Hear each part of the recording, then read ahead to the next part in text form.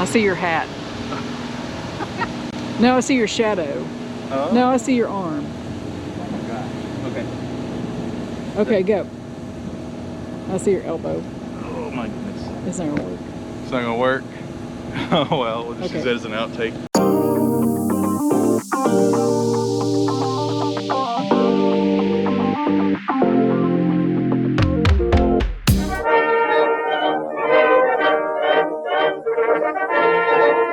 What's going on, guys and girls? I am here to do the 100,000 mile review on the 2014 Harley-Davidson Ultra Limited. I had reviews at 50,000 and 75,000 miles. This is going to recap some of that and tell you what's happened since then.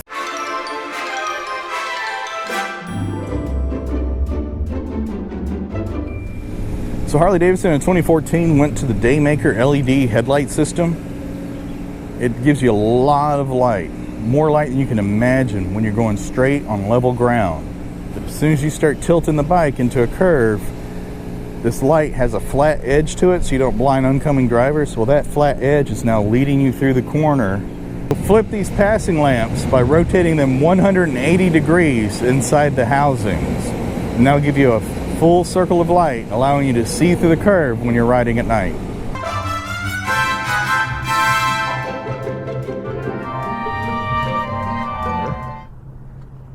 And I could see that they had rusted on the inside, plus the powder coat on the outside started bubbling up.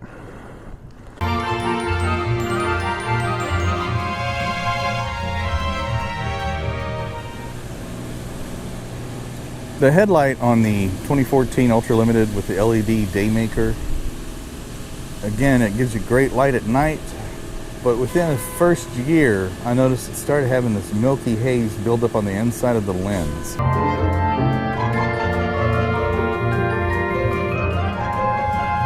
This vent right here, one time it got stuck in the open and closed position. It wouldn't move between the two. Real easy fix. You just have to take your outer fairing off. When you take off your outer fairing, you'll see some linkages. On those linkages, Harley-Davidson did put some lubricant, but it wasn't enough to keep it from sticking out over about 2 years. So if your vent does get stuck and give you a problem where it doesn't want to open and close, then take your outer fairing off and lube up those little linkages.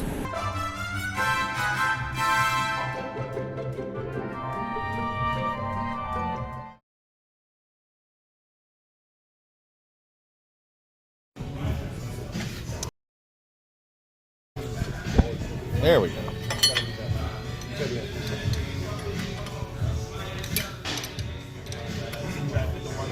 That is wild how it's that one track too, where it pitted. Yeah. That is wild. Well, it's the way the chain, the way the chain rides on it. So the way it sits, you got that groove right in the center of the chain. So it'll only wear where the chain edge is. Yeah, it's just that one track. So the chain just acts like sandpaper basically and wears them down. This is the other one. Oh, yeah. When you turn it that way, you can tell how much it's worn over the 89,000 miles. And it's usually, even the older ones, like the spring-loaded ones, it's always the front. Like the front usually is worse. A lot of pressure. For sure. Yeah. We're putting new inner cam bearings in there for you. Awesome. Yeah, let's get pressed in. Looking good too. Everything else is in really good shape.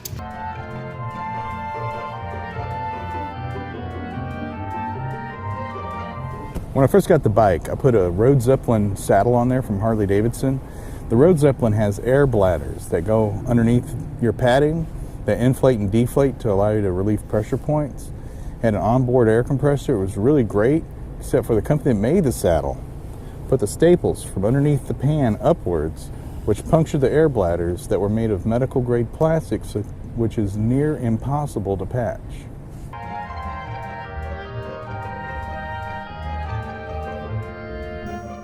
In 2013, the year before the redesign for the Rushmore bikes, Harley-Davidson had a rear bumper to the Ultra Limiteds. It gave a visual sight line that sat lower in relation to the mufflers than they did in 2014 when they removed the rear bumper. Luckily, I found a rear bumper on eBay, and it bolts right on because the fender stamp's still the same between 2013 to 2014 and even today.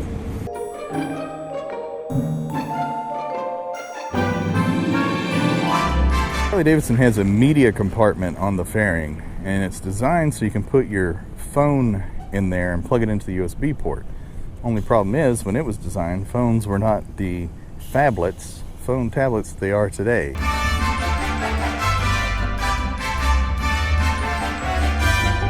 100,000 miles and all the washings that it's gone through, all the dust that it's gone through. There's a protective screen that goes over these radios, and I have never had to replace that screen. I know people who have, but this one is still the original screen from when I bought the bike.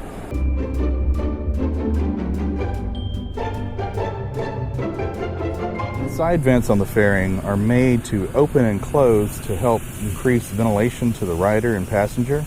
With them being set up the way they are, it's not just all open or all closed. You can actually vary the amount of opening you have, and I found that if you open it just slightly, it helps with stability when you're riding on the interstate and you're behind semis. Because we all know the bat wings have a tendency of picking up the turbulence when you're riding behind a semi.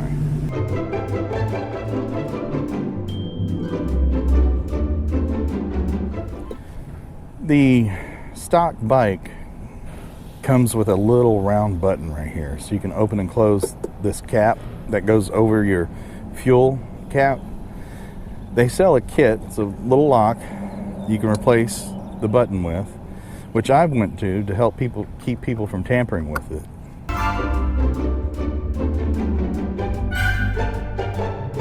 The stock grips on the 2014 Ultra Limited were heated.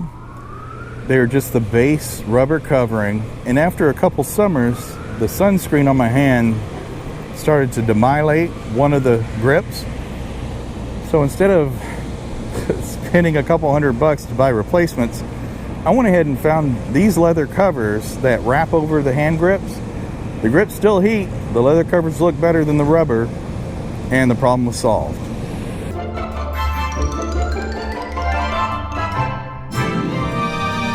Stock exhaust on this bike, it gets terribly hot. I've actually singed the inside of my leg. And as you can see from these chaps, it gets hot enough that it shrinks the leather. I've even tried applying or wrapping the exhaust with heat wrap, and still it gets too hot.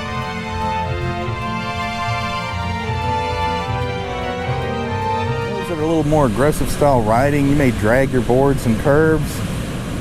I found a solution. After the boards grind down so far, you actually start dragging the mount.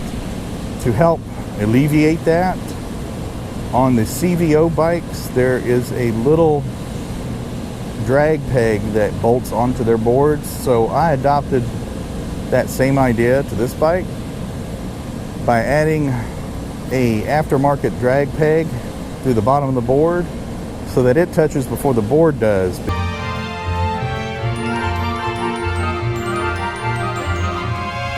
The front wheel bearings on the bike have been replaced 4 times, which is kind of excessive if you think about it. And then before this, I had a 2009 Ultra Classic that had the wheel bearings replaced 3 times in 86,000 miles. Now it's 2022, so who knows what the next 100,000 miles is going to lead to, or if this bike's going to get a little brother. So I'll talk to you guys later. Be sure to check out my other review videos of other bikes. Some are good, some are bad, and some are in between.